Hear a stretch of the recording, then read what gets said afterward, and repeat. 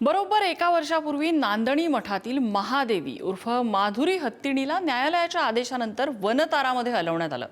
त्या निर्णयानंतर कोल्हापुरात अभूतपूर्व जनआंदोलन उभं राहिलं। सरकारकडनं आणि संबंधित यंत्रणांकडनं सकारात्मक आश्वासनं देण्यात आली, मात्र वर्ष उलटलं तरी माधुरी अद्याप नांदणीत परतलेली नाही।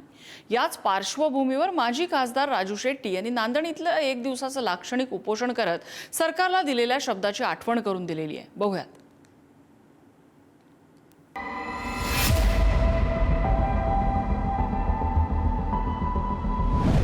बरोबर वर्षभरापूर्वी माधुरी हत्तीणीला कोल्हापुरातून वनतारामध्ये नेण्यात आलं होतं। तिला परत आणण्यासाठी कोल्हापूरकर रस्त्यावर उतरले होते। जनक्षोभानंतर काही दिवसातच माधुरीला नांदणीमध्ये परत आणण्याचा निर्णय झाला, पण माधुरी अजूनही नांदणीमध्ये परतलेली नाही। माधुरीनं कोल्हापूर सोडल्याच्या घटनेला वर्ष उलटल्याच्या निमित्तानं नांदणीत पुन्हा एकदा जनभावना व्यक्त झाली। माजी खासदार राजू शेट्टी यांनी एका दिवसाचं लाक्षणिक उपोषण करत सरकारनं दिलेलं आश्वासन तातडीनं पूर्ण करण्याची मागणी केली। माधुरीला परत आणा अशा घोषणांनी परिसर दणाणून गेला। नागरिकांनीही मोठ्या संख्येनं उपोषण स्थळी उपस्थित राहत या आंदोलनाला पाठिंबा दिला। तर कागदी घोडे नाचवण्यामध्ये सगळा वेळ गेलेला आहे। केंद्रीय वन खात्याचा अधिकारी, एक राज्य सरकारच्या वन खात्याचा अधिकारी आणि वनतराचा एक अधिकारी, अशी तिघांची ती कमिटी आहे। त्या कमिटीनं इथं येऊन ती तपासणी करायची आणि अभिप्राय आपला हाय पॉवर कमिटीला द्यायचा आणि त्याच्यानंतर मग माधुरीची घरवापसी होणार आहे। परंतु 20 दिवसाच्या आत अभिप्राय द्यावा असं सांगितलं असताना सुद्धा ती कमिटी इकडे फिरकलीच नाही। 13 सप्टेंबरला लाखो लोक इथं एकत्र येणार आहेत। मग तिथं काय व्हायचं ते होईलच, परंतु त्याच्या आधी आमचं म्हणणं असं आहे की आमचा हत्ती कायद्यानं सुप्रीम कोर्टाचा आदेश दिलेला आहे, त्या पद्धतीनं आम्हाला परत द्या। मागील वर्षी पेटाच्या तक्रारीनंतर न्यायालयाच्या आदेशानुसार महादेवी उर्फ माधुरी हत्तीणीला वनतारामध्ये हलवण्यात आलं। या निर्णयानंतर नांदणीसह संपूर्ण कोल्हापूर जिल्ह्यात संतापाची लाट उसळली। हजारोंचा मोर्चा, वाहनांवर दगडफेक, जिओ सिम पोर्ट करण्याची मोहीम आणि सोशल मीडियावरील व्यापक जनआंदोलनामुळे हा विषय राज्यभर चर्चेमध्ये राहिला। मात्र वर्षभरानंतरही परिस्थितीत बदल न झाल्यानं पुन्हा एकदा नागरिक रस्त्यावर उतरून सरकारनं दिलेल्या आश्वासनाची आठवण करून देत आहेत। किंवा सगळ्यांनाच आदेश दिलेत की बाबा वन ज्या काय प्राथमिक मूलभूत सुविधा आहेत त्या सुविधा पूर्ण केल्यानंतर ही हत्ती त्यांच्या ताब्यात द्यावी असे आदेश झाले असताना सुद्धा पेटाच्या माध्यमातून कोण याच्यामध्ये झारीतलं शुक्राचे हे शोधण्याची गरज आहे।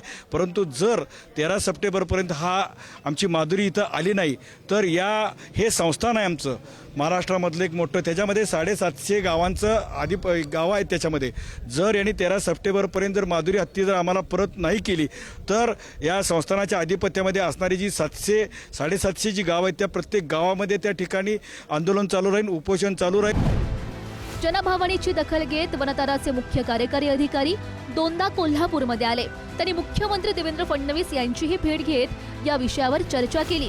त्यानंतर माधुरीला नांदणीमध्ये परत आणण्याबाबत सकारात्मक भूमिका व्यक्त करण्यात आली। नांदणी मठ परिसरात पुनर्वसनासाठी आवश्यक सुविधा उभारण्याचं कामही करण्यात आलं। मात्र न्यायालयीन प्रक्रिया, तांत्रिक बाबी आणि अंतिम परवानग्यांमुळे माधुरीचा परतीचा मार्ग अद्याप मोकळा झाला नाहीये। माधुरी हत्तीला ज्या नांदणी मठात ठेवलं जाणार आहे हीच ती जागा आहे आणि याच जागेमध्ये वनताराच्या अखत्यारीमध्ये माधुरी हत्तीला जंगलाचं फील येईल अशा पद्धतीने या ठिकाणी जी नक्षीकाम असेल किंवा जी तयारी आहे ती करण्यात आलेली आहे। या ठिकाणी माधुरी हत्ती येण्यापूर्वी वनतराची एक टीम देखील आली होती आणि त्यांच्याच सूचनेनुसार ही जी या ठिकाणी सजावट आहे ती करण्यात आल्याचं पाहाव्यास मिळतं। माधुरी हत्तीवरती कोणत्याही प्रकारचा तिला इजा होऊ नये यासाठी या ठिकाणी मॅटिंग केलेलं आहे। तसेच संपूर्णपणे तिला जंगलमध्ये असल्याचा फील येईल अशा पद्धतीचे या ठिकाणी नक्षीकाम देखील बनवण्यात आलेलं आहे। जे आपण समोर दृश्य पाहतोय ते निळ्या पत्र्याच्या शेडमध्ये माधुरी हत्तीचं लागणारं जे खाणं आहे या ठिकाणी केलं जाईल। तसेच तिला लागणारं खाद्य देखील या ठिकाणी बनवलं जाणार आहे। माधुरी हत्तीला उष्णतेपासून बचाव करण्यासाठी या ठिकाणी जी पंख्यांची आहे ती देखील व्यवस्था करण्यात आलेली आहे। तसेच वरती असणाऱ्या पत्र्याच्या शेडवरती देखील झावळ्या टाकण्यात आलेल्या आहेत। तिला कोणत्याही प्रकारचं या ठिकाणी उष्मा होऊ नये याची पूर्ण दक्षता या ठिकाणी घेण्यात आली आहे। तसेच या ठिकाणी जर आपण बघितलं तर हौद देखील बांधण्यात आला आणि याच हौदात पाणी देखील ठेवण्यात येणार आहे। त्यामुळे माधुरी हत्तीला पूर्णपणे या ठिकाणी जे एक नैसर्गिक आदिवासात आहे असं फील होईल अशा ठिकाणी या नांदणी मठाकडून तयारी करण्यात आली आहे। इथे एक सामाजिक भावनेचा प्रश्न आहे। राज्य आणि केंद्र सरकारनं लोकांचा अंत न पाहता माधुरीला सही मिळाली आणि मला वाटतं वनतारानं देखील डिक्लेअर केलं आहे की हाय पॉवर कमिटीने देत असेल तर देऊन टाकावं. मग डिले का करताय तुम्ही? 2दा हाय पॉवर कमिटीची कॅपॅसिटी वाढवली, मग 3 माणसाला यायला किती वेळ लागतोय? आता आम्ही मिनिस्टर होतो, आम्हाला माहिती आहे, आम्ही ज्यावेळेस इथे येतो तेव्हा सरकारचाच पैसा बिसा सारा असतो. मग तुम्हाला कोण सांगतंय का जाऊ नका लवकर डिले करा, असं काय चाललंय का? आता आम्ही माधुरी हत्ती परत पाठवतो म्हणून आम्हाला सांगितल्यानंतर आम्ही इथं तयारीसुद्धा त्याची केलेली आहे चांगल्या पद्धतीनं, परंतु आम्हाला नुसतं तारीखवर तारीखच सांगत चालले. त्यासाठी आता हा उपोषण आम्ही केलेलं आहे. माधुरी हत्ती ही लहान मुलांच्यापासून ते थोरांच्यापर्यंत एक जिव्हाळ्याचा विषय आहे आणि जैन समाज हा अहिंसेच्या मार्गाने जाणार आहे. पण शास्त्र आणि शस्त्र हे दोन्ही पण जैन समाजाला चालवता येतात आणि वाचता पण येतात.